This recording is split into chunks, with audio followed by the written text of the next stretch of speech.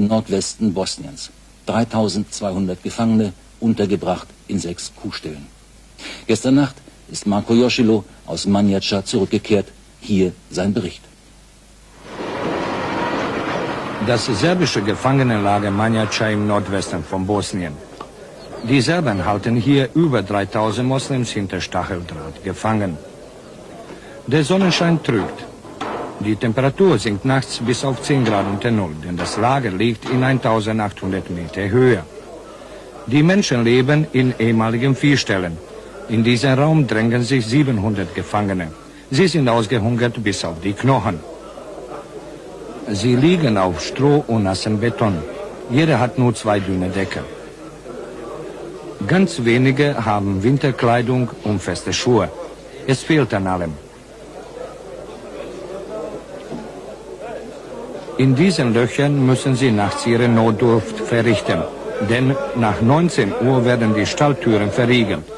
Eine Brutstätte für Krankheitserreger.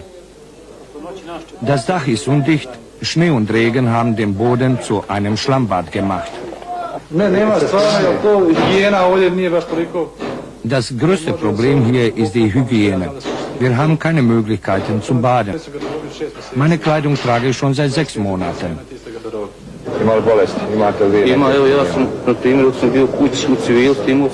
Hier ist so schmutzig, dass ich Hautkrankheiten bekommen habe. Ich konnte mich nicht regelmäßig säubern. Im Sommer konnten wir wenigstens baden. Jetzt sind viele krank, weil es kein sauberes Wasser gibt. Wir konnten in den letzten 3 Monaten überhaupt nicht mehr baden.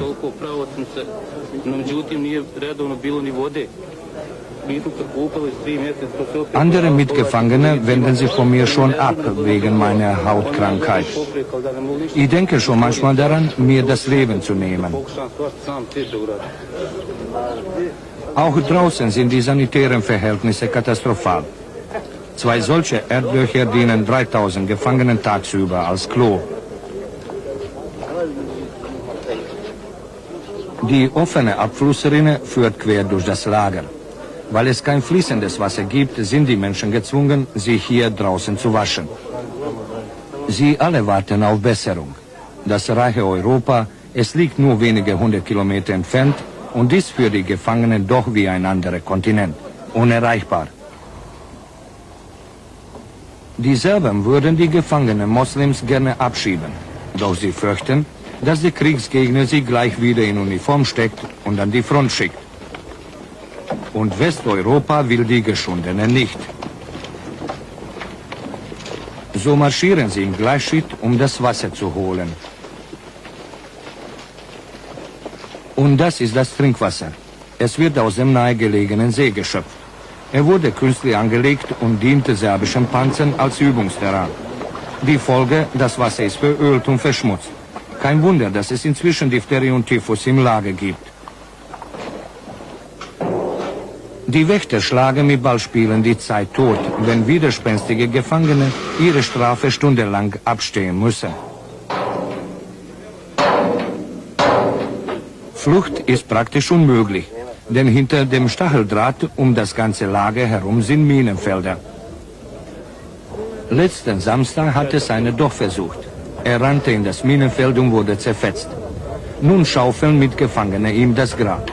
Und er ist nicht der einzige Tote.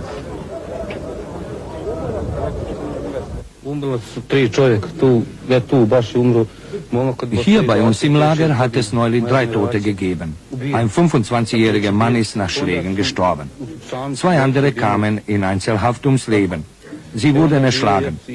Es hat auch Todesfälle durch Krankheit und Herzversagen gegeben. Jetzt kommt der Winter. Was passiert, wenn sie weiter hier bleiben? Ich fürchte, es werden noch mehr sterben. Hier sind viele so geschwächt, dass sie den Winter nicht durchstehen werden. Kranke und frisch Operierte, die in der nahegelegenen Stadt Banja Luka behandelt wurden, schafft man sofort wieder ins Lager zurück. Ihre Überlebenschancen sind gering. Anstehen für das Essen. Die Vorräte sind längst aufgebraucht und Nachschub bleibt oft aus. Er muss durch das Kriegsgebiet herbeigeschafft werden. Wasser mit Bohnen sind das Standardgericht. 40 Gefangenen teilen sie ein Brot. Gegessen wird im Freien, bei jedem Wetter. Wer nicht mehr aufstehen kann, muss von Sardinenbüchsen leben. Die einzige Hoffnung, das Ausland. Wir sind bereit, für nur ein Stück Brot zu arbeiten, für uns und unsere Familien. Wir wollen kein Gehalt. Wir wollen nur aus diesem Lager gerettet werden. Ich bin seit 6 Monaten hier und seitdem habe ich mein Kind nicht mehr gesehen. In Manjača sind 2 Meter Schnee und Temperaturen bis minus 30 Grad in den nächsten Tagen zu erwarten. Das westliche Europa bleibt den Gefangenen die einzige Hoffnung. Es gibt zu viele Augen und zu viele Köpfe, wo jetzt momentan mich angucken und beten und hoffen, dass Europa oder Deutschland uns helfen. Ich weiß nicht, was ich mehr sagen soll, nur, dass sie uns helfen, sonst nichts mehr. Der Sondergesandte der UNO für die Gefangenenlager im ehemaligen Jugoslawien, der frühere polnische Ministerpräsident Tadeusz Mazowiecki, hat nach einem Besuch in diesen Lagern unlängst festgestellt, es wäre eine Schande für ganz Europa, wenn wir dieses Problem nicht lösen können.